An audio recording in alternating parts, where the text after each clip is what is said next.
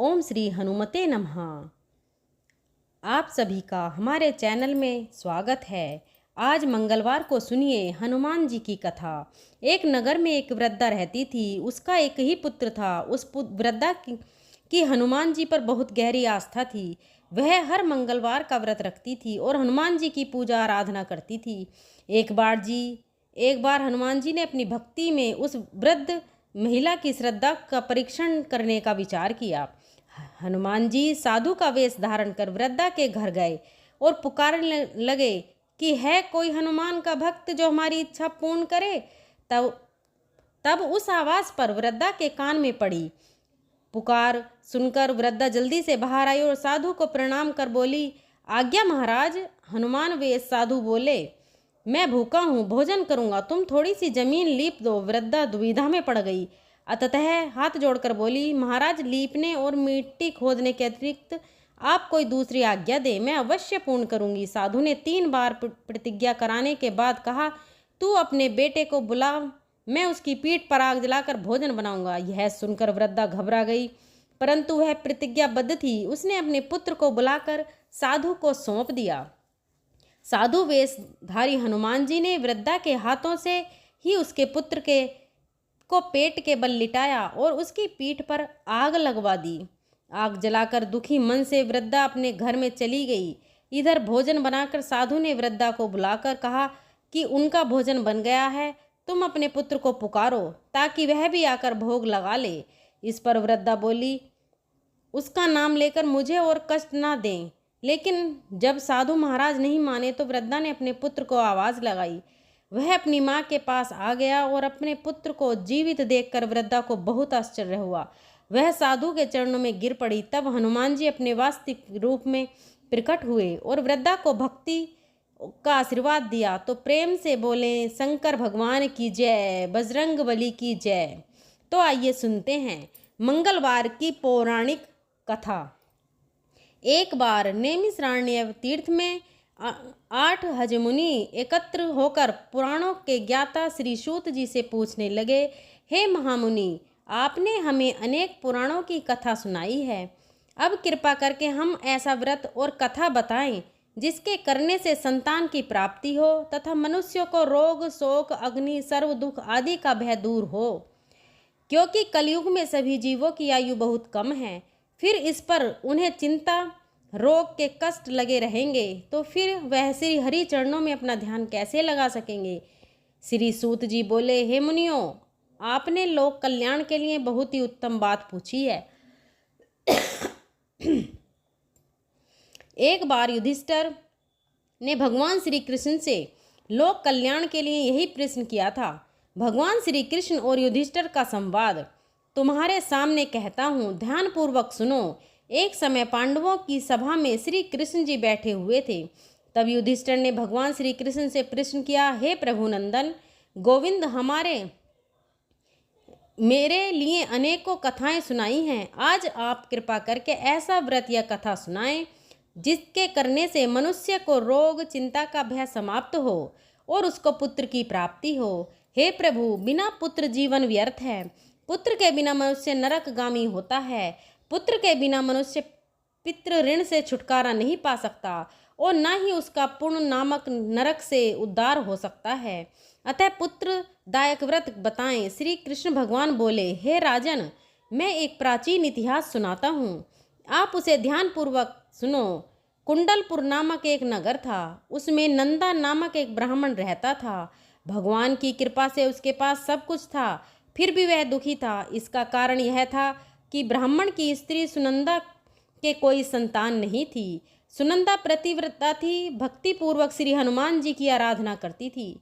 मंगलवार के दिन व्रत करके अंत में भोजन बनाकर हनुमान जी की आराधना करती थी। मंगलवार के दिन व्रत करके अंत में भोजन बनाकर हनुमान जी को भोग लगाने के बाद स्वयं भोजन करती थी। एक बार मंगलवार के दिन ब्राह्मणी गृह कार्य की अधिकता के कारण हनुमान जी को भोग नहीं लगा सकी, तो इस पर उसे बहुत ही दुख हुआ। उसने कुछ भी नहीं खाया और अपने मन में प्रण किया कि अब तो अगले मंगलवार को ही हनुमान जी को भोग लगाकर अन्न और जल ग्रहण करूंगी। ब्रह्मांडी सुनंदा प्रतिदिन भोजन बनाती, श्रद्धापूर्वक पति को खिलाती, परंतु स्वयं भोजन नहीं करती और मन ही मन श्री हनुमान जी की आराधना करती। इसी प्रकार 6 दिन गुजर गए और ब्रह्माणी सुनंदा अपने निश्चय के अनुसार भूखी प्यासी निराहार रही। अगले मंगलवार को ब्रह्माणी सुनंदा प्रातःकाल ही बेहोश होकर गिर पड़ी। ब्रह्माणी सुनंदा की असीम भक्ति के प्रभाव से श्री हनुमान जी बहुत प्रसन्न हुए और प्रकट होकर बोले, सुनंदा, मैं तेरी भक्ति से बहुत प्रसन्न हूँ, तो उठ और वर मांग। सुनंदा अपने आराध्य देव श्री हनुमान जी को देखकर आनंद की अधिकता से विबल होकर श्री हनुमान जी के चरणों में गिरकर बोली, हे प्रभु, मेरी कोई संतान नहीं है, कृपा करके पुत्र और कन्या प्रदान करें, आपकी अति कृपा होगी। श्री महावीर जी बोले, तेरी इच्छा पूर्ण होगी, तेरे एक कन्या पैदा होगी, उसके अष्टांग प्रतिदिन सोना दिया करेंगे। इस प्रकार कहकर श्री महावीर जी अंतर्ध्यान हो गए। ब्रह्मणी सुनंदा बहुत हर्षित हुई और समाचार अपने पति से कहा। ब्राह्मण देव कन्या का वरदान सुनकर कुछ दुखी हुए, परंतु सोना मिलने की बात सुनी तो बहुत प्रसन्न हुए। उन्होंने विचार किया कि ऐसी कन्या के साथ मेरी निर्धनता भी समाप्त हो जाएगी। श्री हनुमान जी की कृपा से वह ब्रह्माणी गर्भवती हुई और देवी 10वें महीने में उसे बहुत ही सुंदर पुत्री प्राप्त हुई। यह बच्ची अपने पिता के घर में ठीक उसी तरह से बढ़ने लगी जिस प्रकार शुक्ल पक्ष का चंद्रमा बढ़ता है। 10वें दिन ब्राह्मण ने उस बालिका का नामकरण संस्कार कराया। उसके कुल पुरोहित ने उस बालिका का नाम रत्नावली रखा, क्योंकि यह कन्या सोना प्रदान किया करती थी। इस कन्या ने पूर्व जन्म में बड़े ही विधान से मंगल देव का व्रत किया था। रत्नावली का अष्टांग बहुत सा सोना देता था। उस सोने से नंदा ब्राह्मण बहुत ही धनवान हो गया। अब ब्राह्मणी सुनंदा भी बहुत अभिमान करने लगी थी। समय बीतता रहा। अब रत्नावली 10 वर्ष की हो चुकी थी। एक दिन जब नंदा ब्राह्मण प्रसन्न चित्त था, तब सुनंदा ने अपने पति से कहा, मेरी पुत्री रत्नावली विवाह के योग्य हो गई है, इसलिए आप कोई सुंदर और योग्य वर देखकर विवाह कर दें। यह सुनाकर ब्राह्मण बोला, अभी तो रत्नावली बहुत छोटी है। तब ब्राह्मणी बोली, शास्त्रों की आज्ञा है कि कन्या 8वें वर्ष में गौरी, 9 वर्ष रोहिणी, 10वें वर्ष में कन्या, इसके पश्चात रजस्वला हो जाती है। गौरी के दान से पाताल लोक की प्राप्ति होती है। रोहिणी के दान से बैकुंठ लोक की प्राप्ति होती है। कन्या के दान से इंद्र लोक में सुखों की प्राप्ति होती है। अगर हे पतिदेव रजस्वला का दान किया जाता है तो घोर नरक की प्राप्ति होती है। इस पर ब्राह्मण बोला, अभी तो रत्नावली मात्र 10 ही वर्ष की है और मैंने तो 161 साल की कन्याओं के विवाह कराए हैं, अभी जल्दी ही क्या है। तब ब्राह्मणी सुनंदा बोली, आपको तो लोभ अधिक हो गया है। लगता है अगर 11वें वर्ष में विवाह नहीं होता है तो उसमें मासिक धर्म के रक्त का पिता और बड़े भाई को पान करना पड़ता है। शास्त्रों में कहा गया है कि माता पिता और बड़ा भाई रजस्वला कन्या को देखते हैं तो अवश्य ही नरकगामी होते हैं। तब ब्राह्मण बोला, अच्छी बात है, कल मैं अवश्य ही योग्य वर की तलाश में अपना दूत भेजूंगा। दूसरे दिन ब्राह्मण ने अपने दूत को बुलाया और आज्ञा दी कि जैसी सुंदर मेरी कन्या है वैसा ही सुंदर वर उसके लिए तलाश करो। दूत अपने स्वामी की आज्ञा पाकर निकल पड़ा। पंपई नगर में उसने एक सुंदर लड़के को देखा। यह लड़का एक ब्राह्मण परिवार का बहुत गुणवान पुत्र था। इसका नाम सोमेश्वर था। दूत ने इस सुंदर और गुणवान ब्राह्मण पुत्र के बारे में अपने स्वामी को पूर्ण विवरण दिया। ब्राह्मण नंदा को भी सोमेश्वर अच्छा लगा और फिर एक शुभ मुहूर्त में विधि पूर्वक कन्यादान करके ब्राह्मण संतुष्ट हुए। परंतु ब्राह्मण के मन में तो लोभ समाया हुआ था। उसने कन्यादान तो कर दिया था पर वह बहुत ही खिन्न था। उसने विचार किया कि रत्नावली तो अब चली जाएगी और मुझे इससे जो सोना मिलता था वह अब नहीं मिलेगा। नहीं, मेरे पास जो धन था कुछ तो इसके लिए मैं खर्च हो गया और जो शेष बचा है वह कुछ ही दिनों के बाद समाप्त हो जाएगा। मैंने तो इसका विवाह करके बहुत बड़ी भूल कर दी है। अब कोई उपाय हो कि रत्नावली मेरे घर में ही बनी रहे, अपनी ससुराल न जाए। लोभ रूपी राक्षस ब्राह्मण के मस्तिष्क पर छाता जा रहा था। रात भर अपनी शैया पर बेचैनी से करवट बदलते बदलते उसने एक बहुत ही क्रूर निर्णय लिया। उसने विचार किया कि जब रत्नावली को उसका पति सोमेश्वर अपने घर के लिए जाएगा तो वह मार्ग में छिपकर सोमेश्वर का वध कर देगा और अपनी लड़की को अपने घर ले आएगा, जिससे नियमित रूप से उसे सोना भी मिलता रहेगा और समाज का कोई मनुष्य उसे दोष भी नहीं देगा। जब अगले दिन सुबह हुई तो नंदा और सुनंदा ने अपने जमाई तथा लड़की को बहुत सारा धन देकर विदा किया। सोमेश्वर अपनी पत्नी रत्नावली को लेकर ससुराल से अपने घर की तरफ चल दिया। ब्राह्मण नंदा महान लोभ के वशीभूत होकर अपनी मति को खो चुका था। पाप पुण्य उसे विचार नहीं रहा था। अपने भयानक और क्रूर निर्णय को कार्य रूप देने के लिए उसने अपने दूत को मार्ग में अपनी जमाई का वध करने के लिए भेज दिया, ताकि रत्नावली से प्राप्त होने वाला सोना उसे हमेशा मिलता रहे और वह कभी निर्धन ना हो। ब्राह्मण के दूत ने अपने स्वामी की आज्ञा का पालन करते हुए उसके जमाई सोमेश्वर का मार्ग में ही वध कर दिया। समाचार प्राप्त कर ब्राह्मण नंदा मार्ग में पहुंचा और रोती हुई अपनी पुत्री रत्नावली से बोला, हे पुत्री, मार्ग में लुटेरों ने पति का वध कर दिया। भगवान की इच्छा के आगे कोई भी किसी वश नहीं चलता। अब तू घर चल, वहां पर ही रहकर शेष जीवन व्यतीत करना। जो भाग्य में लिखा है वही होगा। अपने पति की अकाल मृत्यु से रत्नावली बहुत दुखी हुई। करुण क्रंदन और रुंदन करती हुई अपने पिता से बोली, हे पिताजी, इस संसार में जिस स्त्री का पति नहीं है उसका जीवन व्यर्थ है। मैं अपने पति के साथ ही अपने शरीर को जला दूंगी और सती होकर अपने इस जन्म को माता पिता के नाम को तथा सास ससुर के यश को सार्थक करूंगी। ब्राह्मण नंदा अपनी पुत्री रत्नावली के वचनों को सुनकर बहुत दुखी हुआ। विचार करने लगा कि मैंने व्यर्थ ही जमाई वध कर दिया, पाप अपने सिर ले लिया। रत्नावली तो उसके पीछे अपने तक के को मारने के लिए तैयार है। मेरा तो दोनों तरफ से मरण हो गया। धन तो अब मिलेगा नहीं। जमाई वध के पाप के फलस्वरूप यम यातना भुगतनी पड़ेगी। यह सोचकर बहुत ही दुखी हुआ सोमेश्वर की चिता बनाई गई। रत्नावली सती होने की इच्छा से अपने पति का सिर अपनी गोद में रखकर चिता में बैठ गई। जैसे ही सोमेश्वर की चिता को अग्नि लगाई गई, वैसे ही प्रसन्न होकर मंगलदेव वहां प्रकट हुए और बोले, हे रत्नावली, मैं तेरे पति भक्ति से बहुत प्रसन्न हूँ, तू वर मांग। तब रत्नावली ने अपने पति का जीवन दान मांगा। मंगलदेव बोले, रत्नावली, तेरा पति अजर अमर है, यह महाविद्वान भी होगा और इसके अलावा तेरी जो इच्छा हो वह वर मांग। तब रत्नावली बोली, हे ग्रहों के स्वामी, यदि आप मुझ पर प्रसन्न हैं तो मुझे यह दीजिए, जो भी मनुष्य मंगलवार के दिन प्रातःकाल लाल पुष्प लाल चंदन से पूजा करके आपका स्मरण करेगा, उसको रोग व्याधि आदि नहीं होंगे, स्वजनों से कभी वियोग नहीं होगा, सर्प अग्नि तथा शत्रुओं का भय नहीं रहेगा, और जो स्त्री मंगलवार का व्रत करेगी वह कभी विधवा नहीं होगी। मंगलदेव ने तथास्तु कहकर अंतर्ध्यान हो गए।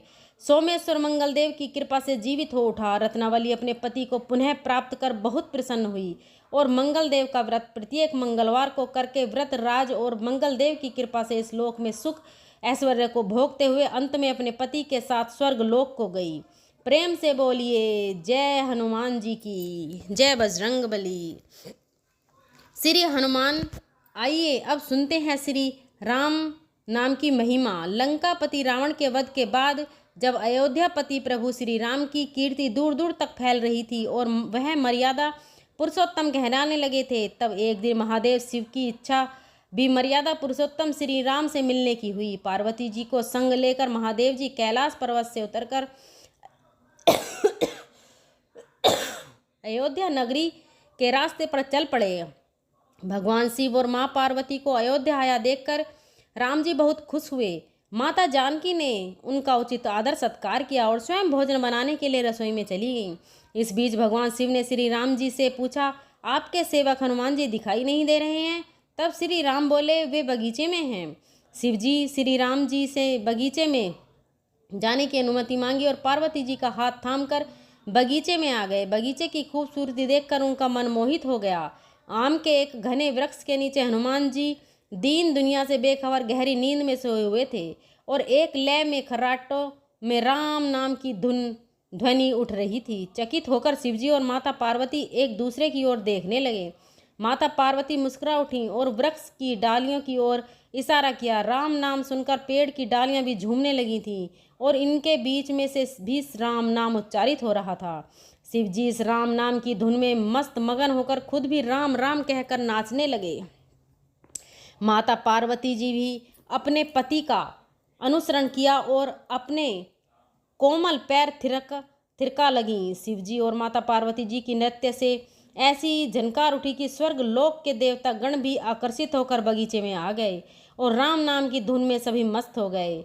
माता जानकी भोजन तैयार करके प्रतीक्षा कर रही थी, परंतु संध्या घिरने पर भी अतिथि नहीं पधारे। तब अपने देवर लक्ष्मण जी को बगीचे में भेजा।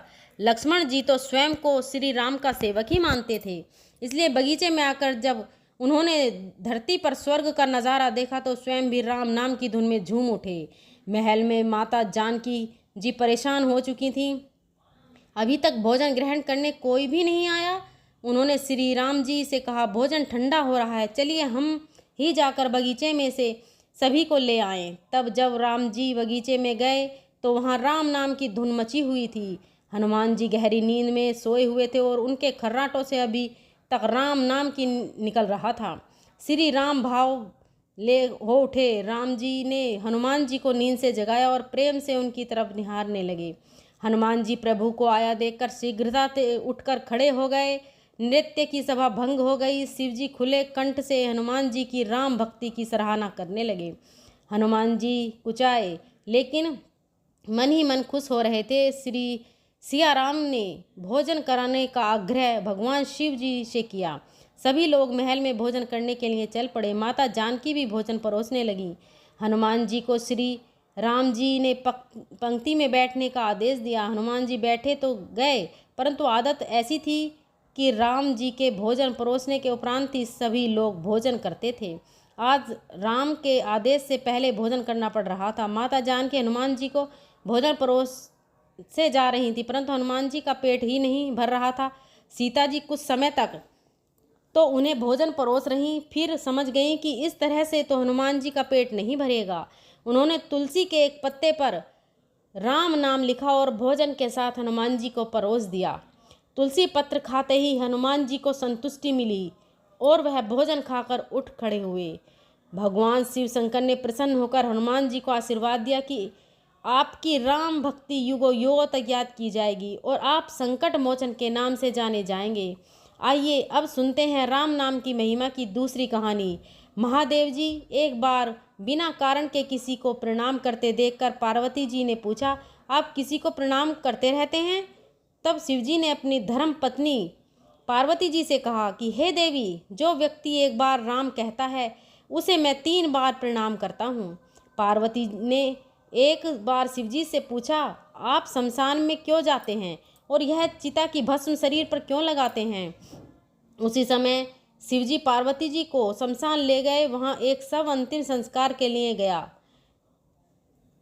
राम नाम सत्य है कहते हुए सब को ला रहे थे।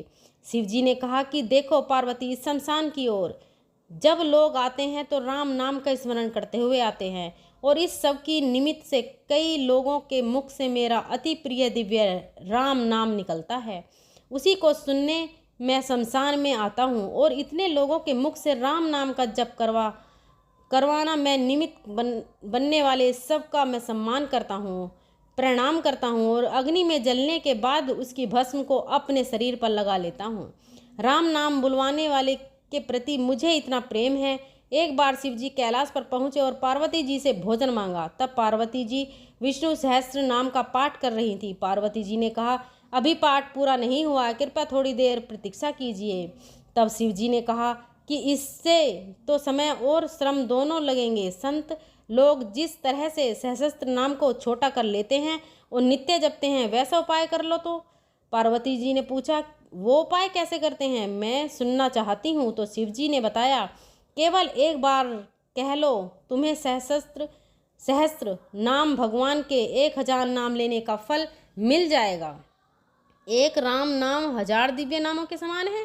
तब पार्वती जी ने वैसा ही किया। भगवान बोले, श्री राम राम रमेति रमे रामे मनोरमे सहस्त्र नाम तत्तुल्य राम नाम वरानने। यह राम नाम सभी आपदाओं को हरने वाला, सभी संपदा को देने वाला दाता है, सारे संसार को विश्राम या शांति प्रदान करने वाला है। इसलिए मैं इसे बार बार प्रणाम करता हूँ। भवसागर की सभी समस्याओं और दुखों की बीजों को भूज के रख देने वाला, समूल नष्ट कर देने वाला, सुख संपत्तियों अर्थ को अर्जित करने वाला, यमदूतों को खदेड़ने वाला केवल राम नाम का जप है। इसलिए प्रयास पूर्व स्वयं भी राम नाम जपते रहना चाहिए और दूसरों को भी प्रेरित करके राम नाम जपना चाहिए। इससे अपना और दूसरों का तुरंत कल्याण हो जाता है। यही सबसे सुलभ और अचूक उपाय है। इसलिए हमारे देश में प्रणाम राम राम कहकर ही किया जाता है। आइए अब सुनते हैं बिल्व वृक्ष की महिमा। एक बार नारद जी भोलेनाथ जी की स्तुति करके पूछा कि प्रभु, आपको प्रसन्न करने के लिए सबसे उत्तम और सुलभ साधन क्या है? हे त्रिलोकनाथ, आप तो निर्विकार और निष्काम हैं, आप सहज ही प्रसन्न हो जाते हैं।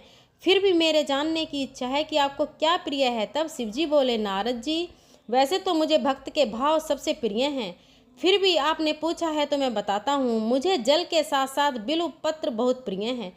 जो अखंड बिल्व पत्र मुझे श्रद्धा से अर्पित करते हैं, मैं उन्हें अपने लोक में स्थान देता हूँ। नारद जी भगवान शंकर और माता पार्वती की वंदना करके अपने लोक को चले गए।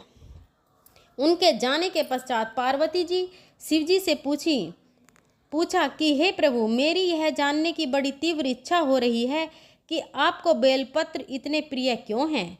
कृपा करके मेरी जिज्ञासा को शांत कीजिए। तब शिवजी बोले, हे शिवे, बिल्व के पत्ते मेरी जटा के समान हैं। उसका त्रिपत्र यानी 3 पत्ते ऋग्वेद, यजुर्वेद और सामवेद हैं।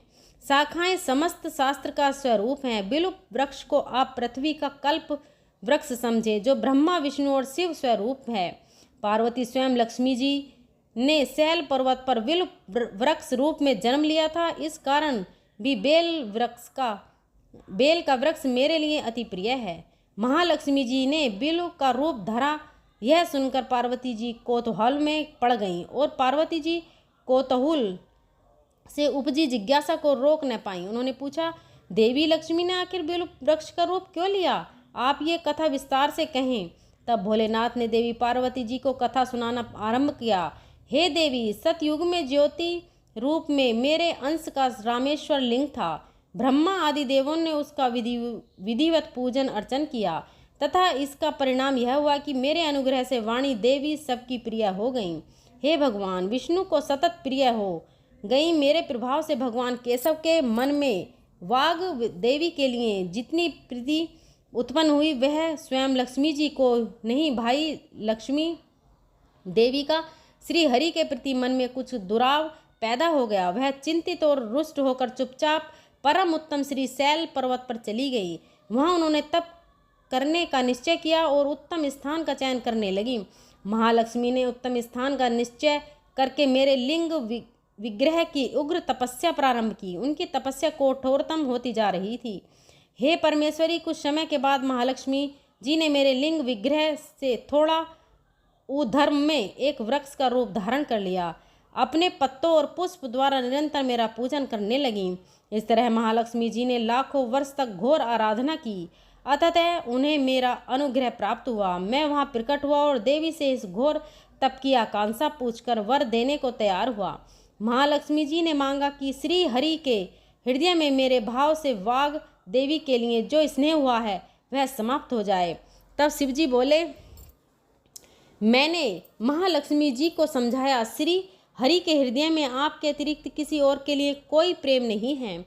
वाग देवी के प्रति उनका प्रेम नहीं अपितु श्रद्धा है। यह सुनकर लक्ष्मी जी प्रसन्न हो गईं और पुनः श्री विष्णु के हृदय में स्थित होकर निरंतर उनके साथ विहार करने लगीं। हे पार्वती, महालक्ष्मी के हृदय का एक बड़ा विकार इस प्रकार दूर हो गया। इस कारण हरिप्रिया उसी वृक्ष रूप में सर्वदा अतिशय भक्ति से भरकर यत्नपूर्वक मेरी पूजा करने लगी हैं। हे पार्वती, इसी कारण विश्व का वृक्ष बिल्व का वृक्ष, उसके पत्ते, फल, फूल आदि सब मुझे बहुत प्रिय हैं। मैं निर्जन स्थान में बिल्वपत्र का आश्रय लेकर रहता हूँ। बेल वृक्ष को सदा सर्व तीर्थ में एवं सर्व देवम मानना चाहिए। बिल्वपत्र फूल, बिल्व वृक्ष अथवा बिल्व काष्ठ के चंदन से जो मेरा पूजन करता है वह भक्त मेरा अति प्रिय है। बिल्व वृक्ष को शिव के समान ही समझो, वह मेरा शरीर है। जो बिल्व पर चंदन से मेरा नाम अंकित करके मुझे अर्पण करता है, मैं उसे सभी पापों से मुक्त करके अपने लोक में स्थान देता हूँ। हे देवी, उस व्यक्ति को स्वयं लक्ष्मी जी भी नमस्कार करती हैं जो मेरा पूजन करते हैं। जो बिल्व मूल से प्राण छोड़ता है उसको रुद्र देह प्राप्त होता है और ऐसे मनुष्य पर सदैव ही माता लक्ष्मी की कृपा रहती है और साथ ही साथ भगवान नारायण की कृपा भी उन पर सदैव बनी रहती है। प्रेम से बोलिए भगवान शिव और माता पार्वती की जय।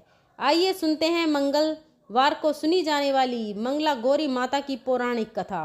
कुरु देश में समकीर्ति नामक एक विद्वान कीर्तिशाली शत्रुओं का नाश करने वाला 64 कलाओं का ज्ञाता तथा धनुर्विद्या में कुशल राजा हुआ था। पुत्र के अलावा अन्य सभी शुभ चीजें उस राजा के पास थीं, इसलिए वह राजा संतान के विषय में अत्यंत चिंतित हुआ और जब ध्यान पूर्वक देवी की आराधना करने लगा तब उसकी कठोर तपस्या से देवी प्रसन्न हो गई और उससे यह वचन बोली कि हे सुव्रत वर मांगो। तब श्रुति कीर्ति बोला, हे देवी, यदि आप मुझ पर प्रसन्न हो तो मुझे सुंदर पुत्र दीजिए। हे देवी, आपकी कृपा से अन्य किसी भी वस्तु का अभाव नहीं है। तब उसका यह वचन सुनकर पवित्र मुस्कान वाली देवी ने कहा, राजन, तुमने अत्यंत दुर्लभ वर मांगा है, फिर भी कृपा वर्ष में तुम्हें अवश्य दूंगी। किंतु हे राजन सुनिए, यदि परम गुणपुत्र चाहते हो तो केवल 16 वर्ष तक जीवित रहेगा, और यदि रूप तथा विद्या से पुत्र चाहते हो तो दीर्घजीवी होगा। देवी का यह वचन सुनकर राजा चिंतित हो उठा और पुनः अपनी पत्नी से परामर्श करके उसने गुणवान तथा सभी शुभ लक्षणों से संपन्न 16 वर्ष की आयु वाला पुत्र मांगा। तब देवी ने भक्ति संपन्न राजा से कहा, हे नरपुर नंदन, मेरे मंदिर के द्वार पर आम का वृक्ष है, उसका एक फल लाकर मेरी आज्ञा से अपनी पत्नी को उसे भक्षण हेतु प्रदान करो, जिससे वह शीघ्र ही गर्भ धारण करेगी, इसमें संदेह नहीं है। प्रसन्न होकर राजा ने वैसा ही किया और उसकी पत्नी ने गर्भ धारण कर लिया। 10वें महीने में उसने देवतुल्य सुंदर पुत्र को जन्म दिया। तब हर्ष तथा शोक से युक्त राजा ने बालक का जात कर्म आदि संस्कार किया और शिव का स्मरण करते हुए उसका नाम चिरायु रखा। इसके बाद पुत्र के 16 वर्ष के होने पर पत्नी सहित राजा चिंता में पड़ गए और भी विचार करने लगे कि यह पुत्र बड़े कष्ट से प्राप्त हुआ है और मैं इसकी दुखद मृत्यु अपने सामने कैसे देख सकूंगा। ऐसा विचार करके राजा ने पुत्र को उसके मामा के साथ काशी भेज दिया। प्रस्थान के समय राजा की पत्नी ने अपने भाई से कहा कि आप मेरे पुत्र को काशी ले जाइए। मैंने भगवान मृत्यु जैसे पूर्व में पुत्र के लिए प्रार्थना की थी और कहा था कि विशेश्वर जब जगतपति की यात्रा के लिए मैं उस पुत्र को अवश्य भेजूंगी। अतः आप मेरे पुत्र को आज ही ले जाइए और सावधानी पूर्वक इसकी रक्षा कीजिएगा। अपनी बहन की यह बात सुनकर भांजे के साथ वह चल पड़ा, किंतु कई दिनों तक चलते चलते वह आनंद नामक नगर में पहुंचा। वहां सभी प्रकार की समृद्धि से संपन्न वीरसेन नाम वाला राजा रहता था। उस राजा की एक सर्वलक्षण संपन्न युवावस्था प्राप्त मनोहर और रूप लावण्यमयी मंगला गौरी नामक कन्या थी। उत्तम सौंदर्य अभिवृत्ति को प्राप्त वह कन्या किसी समय सखियों के साथ नगर के उपवन में क्रीड़ा करने के लिए गई हुई थी। उसी समय वह चिरायु तथा उसका मामा वे दोनों वहीं पर पहुंच गए और उन्होंने कन्याओं को देखने की लालसा से वहीं विश्राम करने लगे। इसी बीच विनोद पूर्वक क्रीड़ा करती हुई उन कन्याओं में से किसी एक ने कुपित होकर राजकुमारी को राणा यह कुवचन कह दिया। तब उस अशुभ वचन को सुनकर राजकुमारी ने कहा कि तुम अनुचित बातें क्यों बोल रही हो? मेरे कुल में तो इस प्रकार की कोई नहीं है।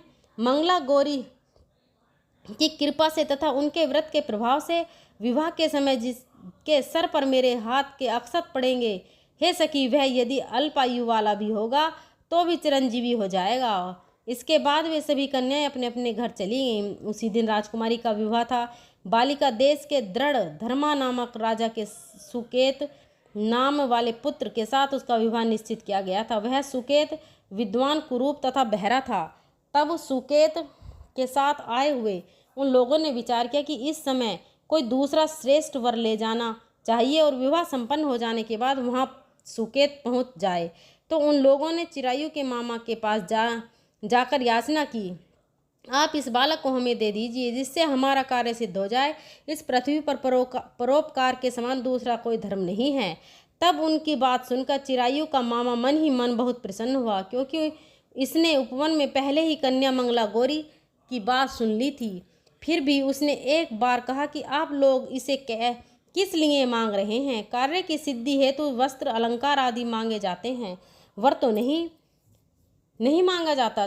तथापि आप लोगों को सम्मान रखने के लिए मैं इसे दे रहा हूँ। इसके बाद चिरायु को वहाँ ले जाकर उन लोगों ने विवाह संपन्न कराया। सप्तपदी आदि के हो जाने पर रात्रि में शिव पार्वती की प्रतिमा के समक्ष उस चिरायु ने हर्ष युक्त होकर मंगला गौरी के साथ शयन किया। उसी दिन चिरायु के 16 वर्ष पूर्ण हो चुके थे और अर्धरात्रि में साक्षात काल सर्प रूप में वहां आ गया।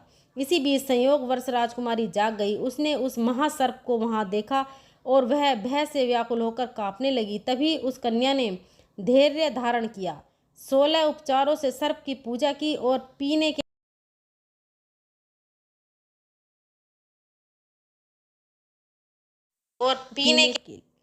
के लिए उसे दूध दे दिया। उसने दीनता भरी वाणी से उस सर्प की प्रार्थना की और स्तुति की। मंगला गौरी प्रार्थना करने लगी कि मैं उत्तम व्रत करूंगी जिससे मेरे पति जीवित रहें। यह जिस तरह से चिरकाल तक जीवित रहें, आप वैसा कीजिए। इतने में सर्प वहां स्थित एक कमंडल में प्रवेश कर गया। उस मंगला गौरी ने अपनी कंचुकी से उस कमंडल का मुंह बांध दिया। इसी बीच उसका पति अंगड़ाई लेकर जाग गया और अपनी पत्नी से बोला, हे प्रिय, मुझे भूख लगी है। तब वह अपनी माता के पास जाकर खीर लड्डू आई और उसके द्वारा दिए गए भोज्य पदार्थ को उसने प्रसन्न मन होकर खाया। भोजन के बाद हाथ धोते समय उसके हाथ से अंगूठी गिर पड़ी। तांबुल खाकर वह पुनः सो गया। उसके बाद मंगला गौरी कमंडल को फेंकने के लिए जाने लगी। विधि की कैसी गति है कि उस कमंडल में से बाहर की ओर जगमग करती हुई हार कांति देखकर वह आश्चर्यचकित हो गई। घट में स्थित उस हार को उसने अपने कंठ में धारण कर लिया। इसके बाद कुछ रात शेष रहते ही चिरायु का मामा आकर उसे ले गया। इसके बाद वर पक्ष के लोग सुकेत को वहां ले आए। उसे देखकर मंगला गौरी ने कहा कि यह मेरा पति नहीं है। तब उन सभी ने उससे कहा कि हे सुबह, तुम यह क्या बोल रही हो? यह तुम्हारा कोई परिचारक हो तो उसे हम लोगों को बताओ। मंगला गौरी बोली, जिसने रात में 9 रत्नों से बनी अंगूठी दी है, उसकी उंगली में से डालकर परिचायक निशानी देख ले। मेरे पति ने रात्रि में मुझे जो हार दिया था उसके रत्नों का समुदाय कैसा है, उस बातों को यह बताए। यह तो कोई अन्याय है। इसके अलावा रात में परस्पर भाषण तथा भोजन आदि जो कुछ किया गया था उसमें भी यह बता दे। तब यह निश्चय ही मेरे पति हैं। इस प्रकार उसका वचन सुनकर सभी ठीक ठाक कहने लगे, किंतु जब एक भी बात न मिली तब सभी ने सुकेत को उसका पति होने से निषिद्ध कर दिया और वर पक्ष वाले जिस तरह से आए थे वहीं से चले गए।